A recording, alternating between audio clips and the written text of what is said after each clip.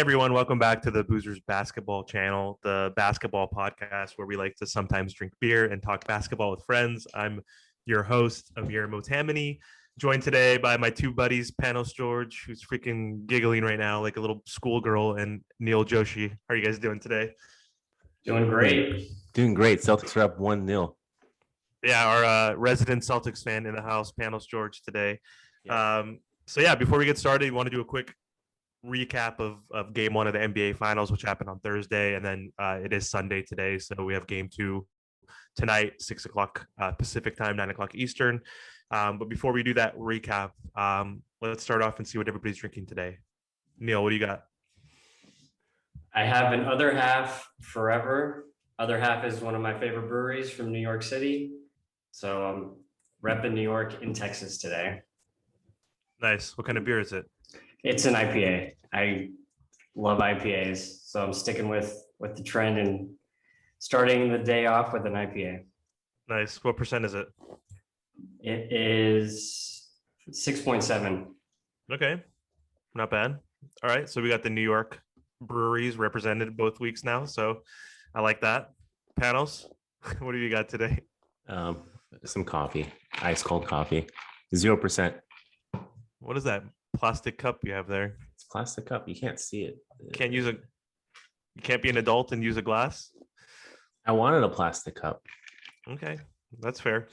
All right, and I am drinking a Brother Luke hazy IPA from Laughing Monk. It's one of my favorite breweries in San Francisco. This one's like 6.2%, so not as strong as Neil's, but pretty tasty. All right, so let's get started, boys. We had a interesting game one of the NBA Finals.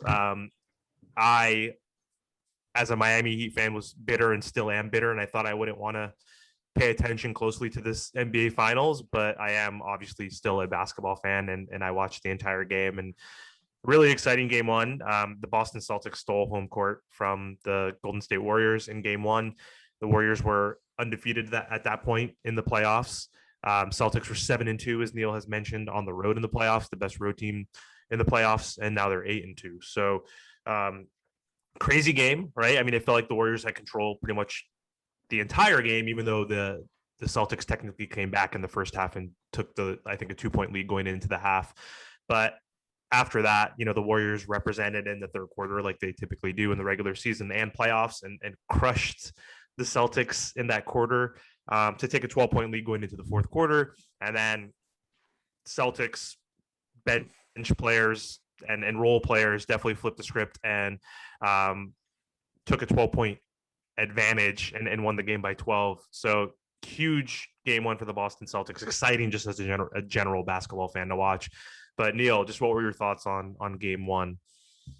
Watching Steph Curry go nuclear in the first quarter, you thought this would be a blowout. And you could see during the game that Marcus Smart was actually calling out his teammates, saying that we're not playing Miami. We can't just let them shoot threes. So that there were a lot of defensive breakdowns that allowed Curry to get cooking. But the rest of the game, he was a non-factor for the most part. I thought that was really interesting. And just seeing Boston's role players step up to steal this game one win was huge for them. One thing I will say, looking at this long term, I could easily see the Warriors taking game in Boston. In fact, the Warriors have the NBA's longest streak when it comes to winning road games and playoff series. So if they take care of business today, you have to feel like they can get one in Boston, and then we'll be back in the game 5 at 2-2. I think that's where we're headed, but Boston got it done in game one. I didn't think they were going to do that. I figured if they were going to steal one of these first two games, it would be in game two. But that fourth quarter performance was pretty impressive, but you have to wonder how sustainable it is moving forward. Yeah, that's a good point. And the Celtics haven't been that great at home in general, right? And the stat you mentioned about the Warriors being able to win on the road. Each series, is going to be huge potentially for them to gain home court back, which I generally think they will. I initially predicted 6 games in this series for the Warriors, but based off that game, I still think the Warriors will win, but maybe now in 7. So not changing my overall prediction. Yeah, but like go Warriors again. not a fan of the Celtics. So Panos, who's our designated resident Lakers fan, who's now a Boston Celtics fan by the way of Jason Tatum because he likes Kobe. Yes. So Panos, thoughts on game one? What do you think the Celtics did well? How did they steal that game? Maybe outside of obviously the barrage of 3-pointers in the fourth quarter. What else did they do well just generally in the game to keep them in the game? I mean, they were up in the first at the end at halftime, right? They were up by 1.2 points, I think, at halftime. So I think they took the hits from Steph Curry, but I think the Warriors were like too much on Steph Curry in the first half. Draymond Green didn't really have anything going for him offensively other than his boards and maybe a couple steals. Clay is not the same Clay we used to see when they were the big three, and they had that record with the like regular season wins and just dominated the last 10 years or 5 years. But like, it looked like Wiggins was your second option. He had to step up and take over a little bit. And then your bench didn't really perform that well. But I think Celtics stepped up pretty well in the second half, especially the fourth quarter. They outscored the Warriors by 24. Was it 40-16 or something like that in the fourth quarter? Yeah. Yeah. So intensity stepped up. They definitely locked down on defense. And Tatum didn't even have a good game, man. He went like, I don't even know what it was, but I think he took 17 shots, but he did have a career high in assists. So he made up for it in different areas of the game.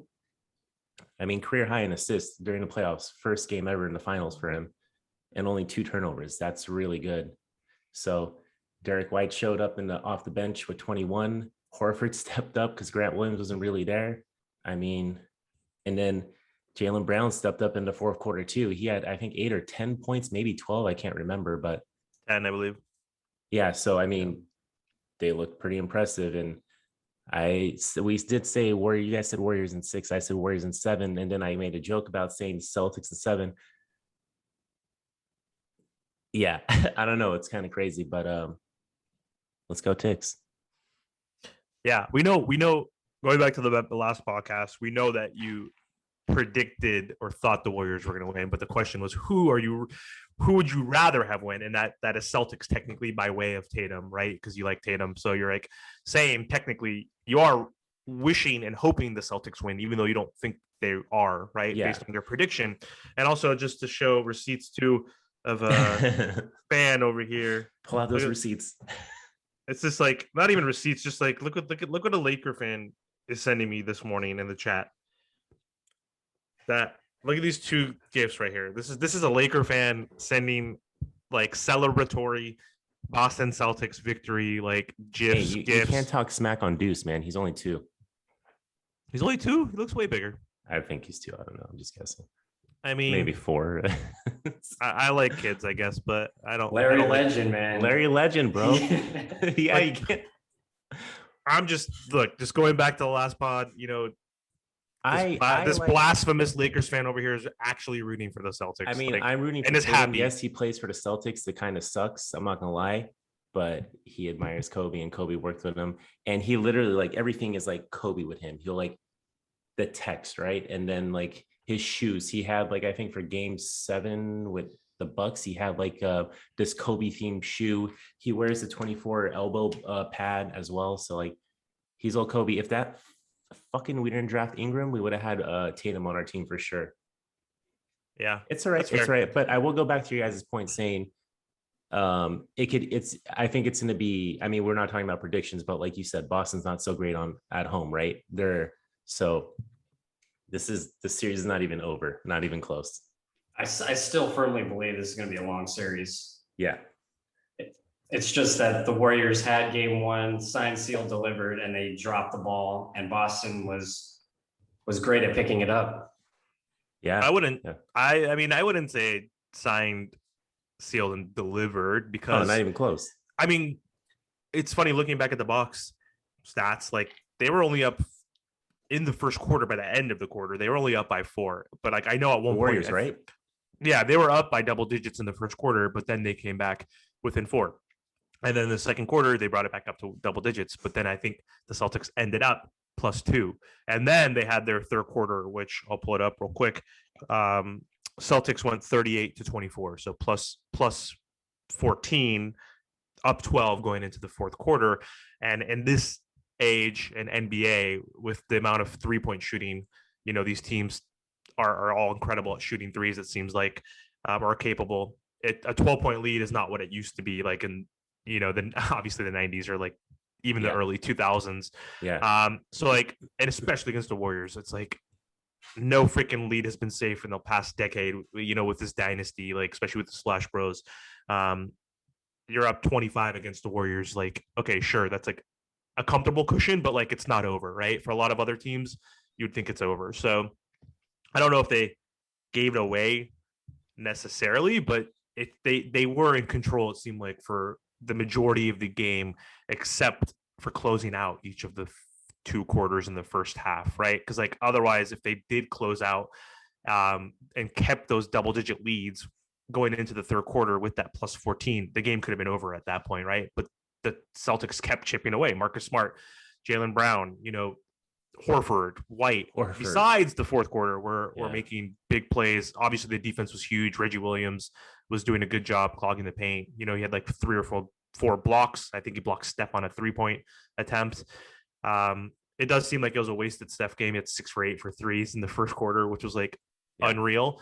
And then also Jason Tatum, like he didn't completely shit the bed. Penalty saying he played like terrible, like shooting wise he did, but he stepped up with his passing. 3 for 17. Says a lot about him. If you're able to impact the game when you're pretty much a zero shooting the ball, that says a lot about you. And he was also competing defensively. Yeah, that's an interesting thing that I think Boston has that maybe Golden State doesn't have to the same degree, is the amount of two-way players. Jaylen Brown and Jason Tatum and Jaylen Brown are 2 great two-way players who probably are more versatile than Golden State's top 2 of Stephen Curry and Klay Thompson right now. I think Andrew Wiggins has a chance to be the number 2 for the Warriors in this series. I don't want to discount Klay because he is still he can still put up a huge game and really solidify himself as the clear number 2, but it seems like Andrew Wiggins has been having a bigger and bigger impact on Golden State's success over the past few games, especially in the Dallas series and in game 1 against the Celtics. Yeah. What do you think Wiggins should do tonight in game 2? We know he needs to be more aggressive, but in what sense do you think, Neil? Because he was very effective, like he shot like I think close to 50% at 20 points. Like he played pretty damn well and was efficient, right? So what are your thoughts on him tonight to make an impact? What does he need to do? I think it's going to have to come on the defensive end. He'll get his shots through the motion offense that the Warriors run. He doesn't need to be too eager offensively. I think the offense will come to him, but he needs to be their best perimeter defender, because it seems like Draymond Green didn't really have as much of an impact in game 1. So I think it's going to be on Andrew Wiggins to have more of an impact defensively to try to shut down. Like, you can't leave Boston's shooters open for 3. We'll say they'll regress a little bit from making 21 threes, but they just can't have open looks at the shots. So I think Wiggins will get his offensive game through the natural flow of the offense. He doesn't need to be too aggressive, but defensively, he really needs to kind of take the reins and really take on what Klay used to do pre-injury and handle the most dangerous perimeter player of the other team. Makes sense. So Wiggins was guarded by Reggie Williams, Robert Williams, Reggie Williams, for most of the game. Yeah, which is definitely interesting. Yeah. And so I think it makes, I don't know, I guess it makes sense on the Celtics side of why he guarded him. I thought he would more so maybe guard Draymond, because that way Robert Williams could sag even further, which I believe Horford was guarding Draymond, and they gave Draymond open looks, and then he actually shot more shots this last game than any other playoff game. So, but still, like, he wasn't as aggressive as he needs to be. If they're gonna give him that open of a look, like especially on the dribble handoffs, I feel like he needs to do a fake dribble handoff, because we know every time he gets the ball, he's going to try to hand it off to Clay or Steph, right? Almost immediately. And I think he needs to like turn immediately, fake the handoff, and drive straight to the basket and try to work on some sort of floater. And he's not really taking those. Like the shots he was taking were like Jump shots. jump shots that were forced that like, okay, I have to take them as a last resort, not like, hey, like they don't think I'm going to attack. And he's semi-capable of scoring. We've seen him score in the past, right? And have games where you can get 14, 15, 16 points. And if he's doing that, he's still going to provide all the other intangibles. Like he still had 11 rebounds. He had 5 assists. He had 3 steals. Like it's not like he did nothing. Like he still made his presence on the court in terms of playmaking and rebounding, offensive rebounds, assists. So just what are your thoughts, Panos, on Draymond Green? I know you don't like Draymond Green. I mean, I know most people don't like him unless he's on your team. I mean, like I hate him, but if he was on my team, I would love him. And I like a Marcus Smart kind of guy, right? Like a Pat Bev. Like obviously he's better than both those guys in my opinion. But I mean, if I was the Warriors, go ahead. Let me finish my thought. So what are the question for you? So does Draymond need to be effective as a scorer in this series for the Celtics to win based on the way the Celtics are defending the Warriors, right? Like they have so many good defenders that could switch on everything. What are your thoughts on Draymond as a scorer? What impact is that going to have on the series? I mean, me personally, if I was the Warriors, I wouldn't have Draymond taking 12 shots, even though they gave him open looks. I would try to get it into Clay's hands more, or Poole, or whoever's around the court. We already know Curry's going to get his. We know Wiggins will get his. I just don't see a Warriors winning convincingly with Green shooting 12 shots. He shouldn't be shooting 12 shots. Yeah, he got boards. Yeah, he got steals. He also had 6 fouls too. He did foul out of the game.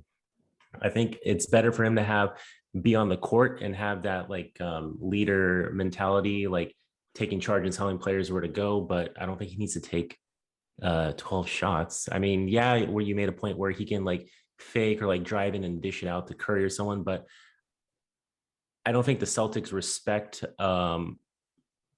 Draymond's offense unless he's driving in. So they're going to give him all those open shots. They know they can just cave in, but they don't need to also because they do. The Celtics have one of the best perimeter defenses in the league. In the playoffs, it's the 1 and 2 defense in here, right? Warriors and Celtics. Don't they have the best? Yeah. So I just don't.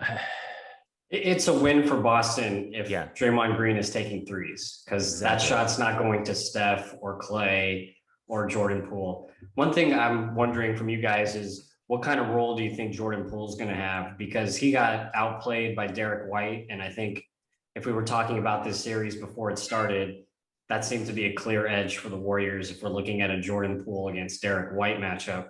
Do you expect him to bounce back today? Oh, yeah.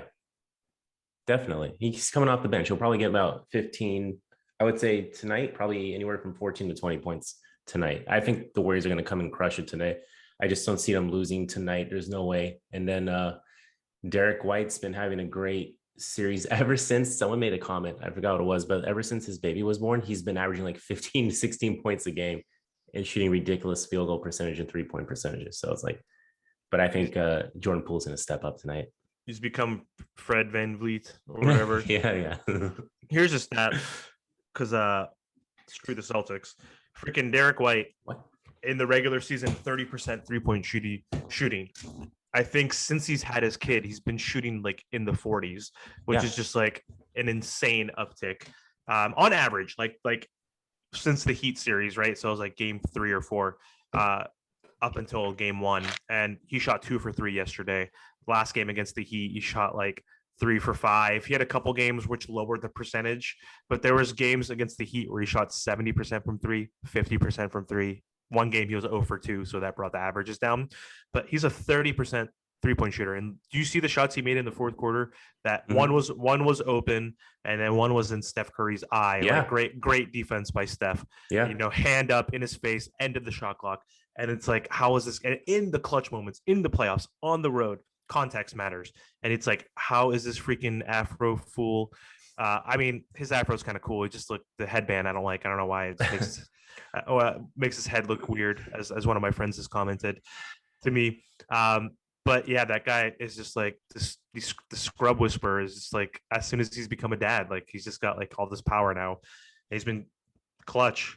So yeah, I don't know if they're gonna continue that on the road. I don't know if White is gonna get you 21 points again. I don't know if Horford's gonna score 26 points, which we haven't really talked about. So I do think the Warriors win tonight, but also it's like these are two of the best teams in the NBA. They're in the finals for a reason. Like anything can freaking happen, whether any of these teams are at home or on the road.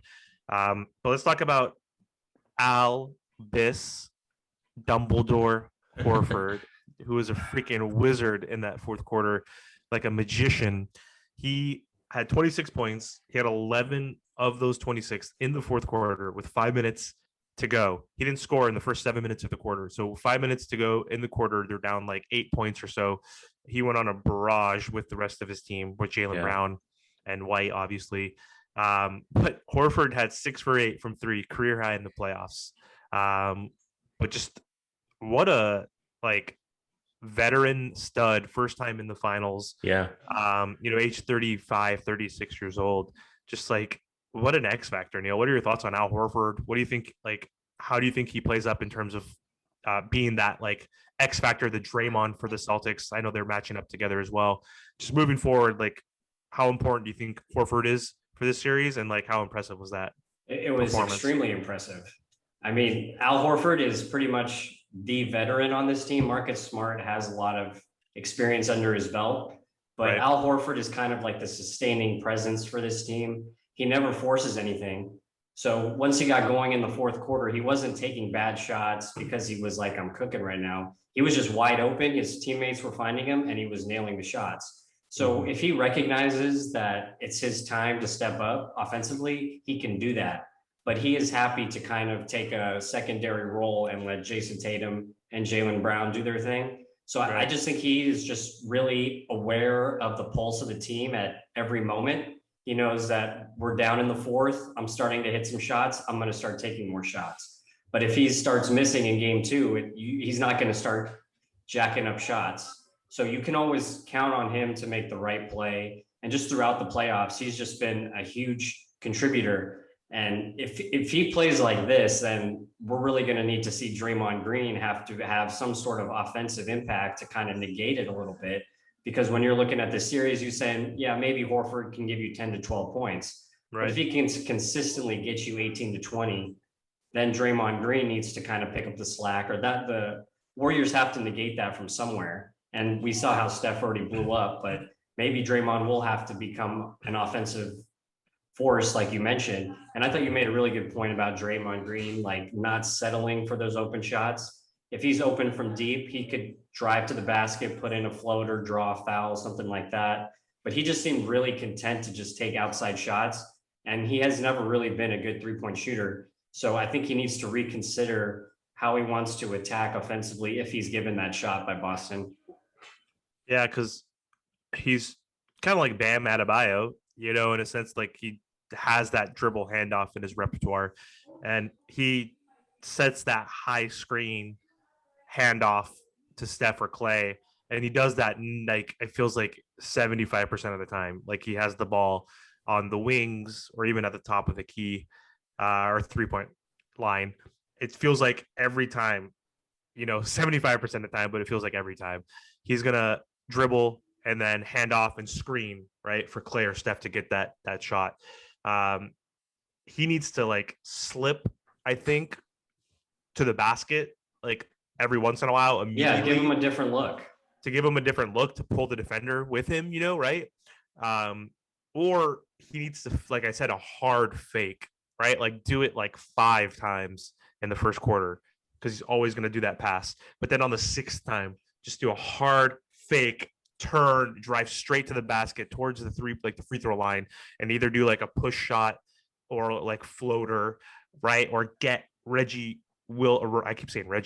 Williams or Horford to collapse or whoever, right? And then dish it out to someone maybe on the baseline for another shot, right? So I don't know. I think he just needs to be more aggressive as a possible threat to the basket versus taking those right-up shots. Steve Kerr is going to be in his ear about that. He's going to be like, look, just throw something new at them. So I think when you see game two, you're going to see how these coaches react to what happened in game one.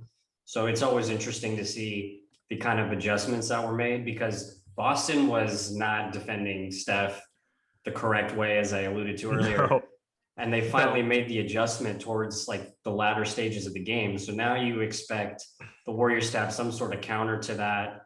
So it'll be interesting to see what they come up with to kind of deal with Boston's defense.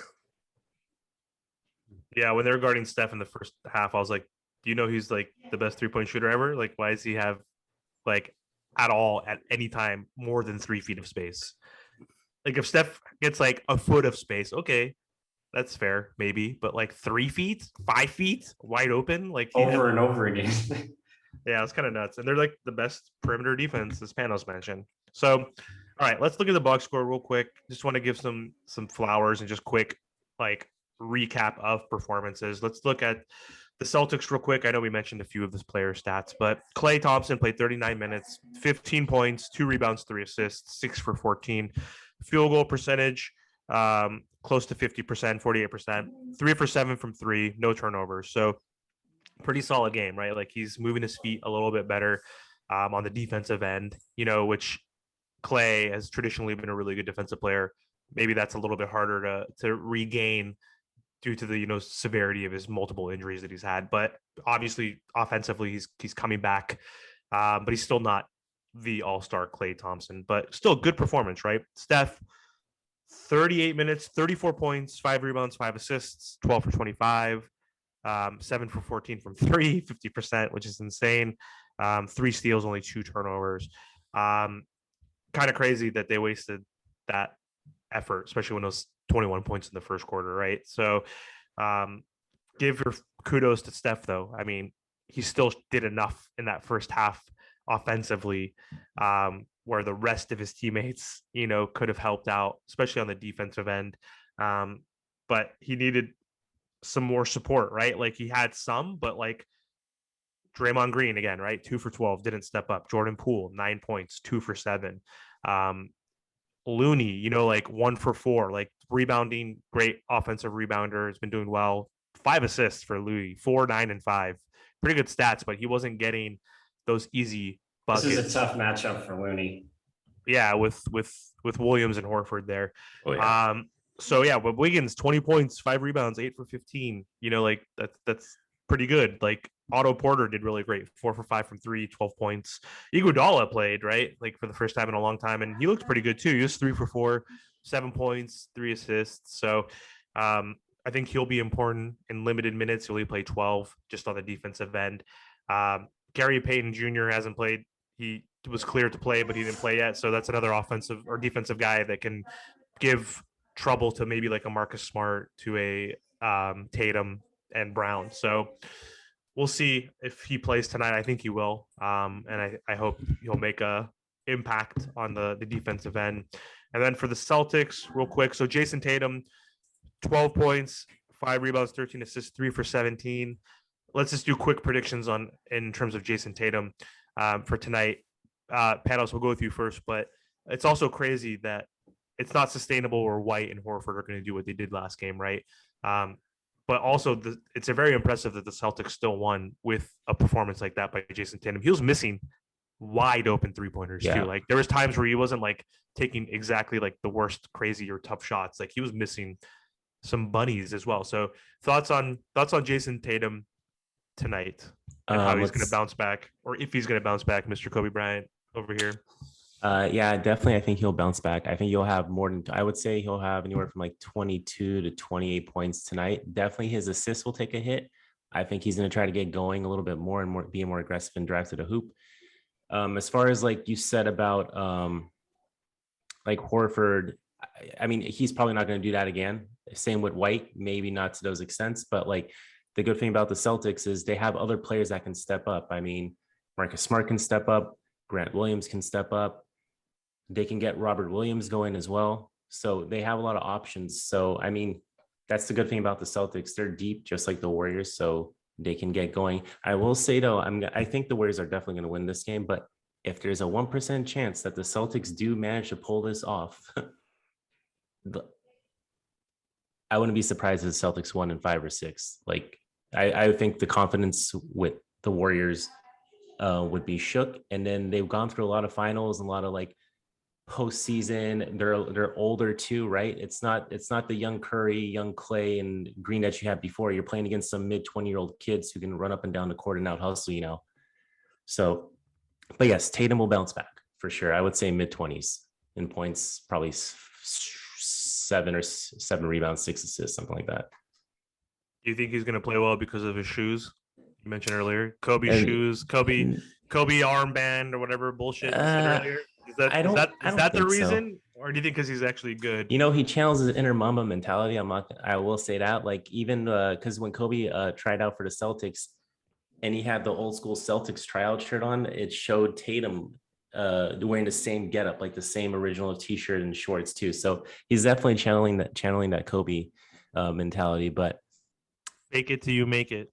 It's not imitations. What is the best form of flattery or whatever? Not when it comes to Tatum. yeah, because he's not good enough. He does not have Mamba mentality. He literally, I don't think he's there yet. No, hell no. He pushes off. First off, on offense, he pushes off every other play, not every single. All right, play. let's chill out here. He pushes off because he can't get separation. Him and Jaylen Brown don't have the best handle.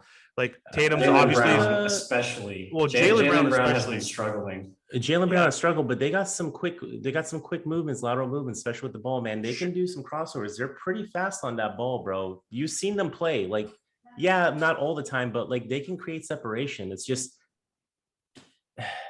sometimes they don't have it. And it depends on what the team's throwing at you too. So you have to take what they give you or make adjustments.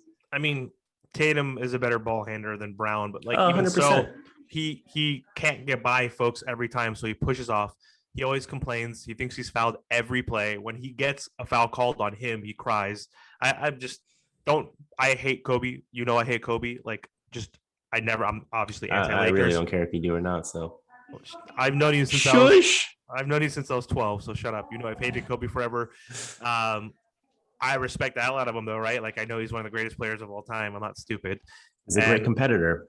Yeah, of course. I'm saying, but don't you dare compare Jason Tatum to Kobe. I'm not comparing him. I just think he's trying to channel his inner Mamba mentality. But no, again, he doesn't have that. He doesn't have that yet.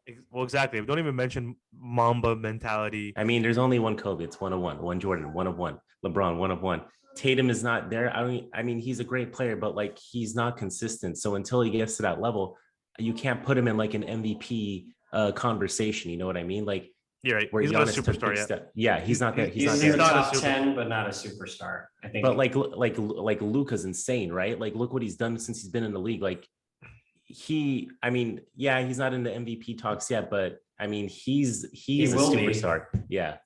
How many superstars are there in the NBA, Joshi?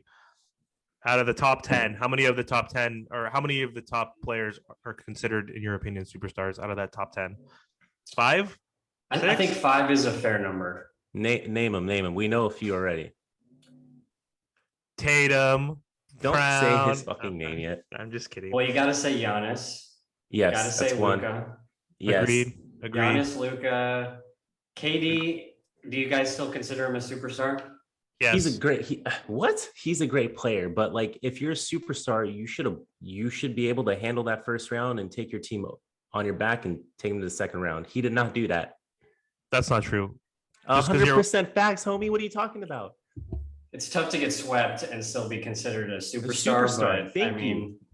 But it also happens. I mean, you have. Okay, let's go back to the list. You have Curry. That's 3. Yes. Who else, Neil? LeBron. I'm counting him as a superstar because what he's doing at that age is fucking insane. Yes. So then we got a spot for one more, which could be KD. He still is. So there's your 5. I think there's dynamics of injuries, his team not performing well enough. There was a trade, so it's like you're still playing with newish players, right? With Drummond and Curry and whoever else is on the Nets. He's still what about superstar. Jokic? I was actually just going to bring that up. Like people like Jokic and Embiid. Right now. Jokic and Embiid are. Yes. I would say yes, possibly. I would say like they're in the dude. He's amazing. They Handsome, are amazing Jokic Joker, man. It's insane. So more than 5 then. I would say more than 5 because those type of guys can like take those guys off their team, and they are those teams are lottery Bam, teams, you know, Butler, Jimmy Buckets, Tyler Hero. Look at all those players. Shut up, dude. The Lakers are the most disappointing team in the freaking NBA this season. Your boy got groin injury from having an affair. 11th seed. Who cares? He's 22. Let him have some fun. Dude, the Lakers were the 11th seed. What a freaking they're joke. They're absolutely embarrassing. Trash. Okay, let's end this soon. What are your predictions for tonight? We already know Panos said Warriors are going to win. What do you think the score is going to be? What's your prediction? I'm not good with that scoring stuff, but I'm going to say, let's say 107 to 98. Okay. Yosh, what do you got? I'll say Warriors 113, Celtics 105. All right, I think the Warriors are going to win too. I'm going to go 119 to 112. 7 point. We're all within that same range. So it's a close game regardless. So I think the Warriors are going to control most of the game. I think Boston has enough firepower and resilience to keep it close, right? I think Warriors again, like game one. I don't know if Curry's going to get like 21 points in the first quarter, but I can imagine Poole hitting more shots, Clay hitting more shots, Wiggins, just a good team effort on the Warriors end, getting good defense because Iguodala, Porter, Payton are all back, but also just on the Celtics side, I think that they'll keep it close by big play from players like Smart and Brown, and I think Tatum is going to rebound big time. He typically does after a bad performance against the Heat. He had 10 points in one game, shot 3 for 16, and the next game he had like 31 points. So I think he's going to step up big, and they'll keep it close. But I think the Warriors will be in control for the most part and be up between that like 7 to like 13 point range for most of the game. But then the Celtics will keep it a little bit close and eventually win, by that 7 point margin. So yeah, I see it a lot like game one through the first 3 quarters where Golden State's up 12 going into the fourth, but you just don't see that barrage of threes in the fourth quarter by Boston. So then they kind of cruise to the finish, win by 8 to 10 points. Yeah, exactly. I think that's what's going to happen. All right, guys. Well, thanks for hopping on today. Again, appreciate your time. Always fun chatting b-ball with you guys, especially you, Neil, not you, Panos. You have like the hate you and love you at the same time. Worst opinion ever. Freaking Laker fan rooting for the Celtics. Everybody never forget, right? Look at this guy. Like I just started watching Showtime on HBO. It's a great show. Yeah, I watched the first episode yesterday and like read. So John C. Reilly is Dr. Jerry Buss, and he went to meet with the owners meeting right when he purchased the team. And he's like, I need to meet Red Auerbach. He's like the freaking legend, 13 championships with the Celtics, beat the Lakers 7 times. And like, he goes up to Red and he's like, I'm a big fan. He's like, big fan. He's like, you just bought the Lakers, right? Like, why the hell do you like it's me? HBO, right? It's a TV show. But the whole point is like, is like, hey, you should hate me because we kicked your ass all the time. That's because they're pushing it down your throat. Facts. But also, yeah, say your whole piece, Panos, about like what John C. Reilly, aka Dr. Jerry Buss, said is like, hey, I respect winners. Sure, I respect winners all day. But do I respect the team that beat the shit out of my team? Do I respect the Celtics currently? Right, most recently, Neil. Right, like I like winners too. I respect how winners. Constructed they are. I respect winners, but like I don't respect the freaking Celtics or any Don't rival. have to openly root for them. I'll root for them. Let's go Tatum. Let's go Tatum. Like you could be like in the NFL, you could be like, I respect the Patriots and that organization and Belichick and all those fools and Brady for and that's winning. what it is. But like, if you're like a rival of them, like then you're like, no, fuck them. I don't respect them. I hate them. Like screw them for winning. Like I respect the Cowboys or the Steelers or the Niners or whatever other dynasty franchise. Like that's not my rival. If they're your direct rival, just like Red Auerbach said, whoever that actor was. I think it was actually the guy from Jurassic Park or Newman, right? Is that the actor that played? It wasn't Jurassic Park, dude. I forgot his name. It wasn't Newman? I thought it was Newman. It was the guy from Fantastic Four, The Thing. I forgot his name. The Shield. Oh, You okay. know, I don't remember his name, but you know who I I'm know talking exactly about. what you're talking about, like the guy from Yeah. the Shield.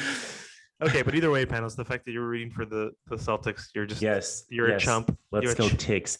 Hey, Ticks You're a and 5. chump. Ticks and 6 5. and 5 updated Ticks and 5. prediction. If they win tonight, their Warriors are shook. I'm telling you right now, they're done.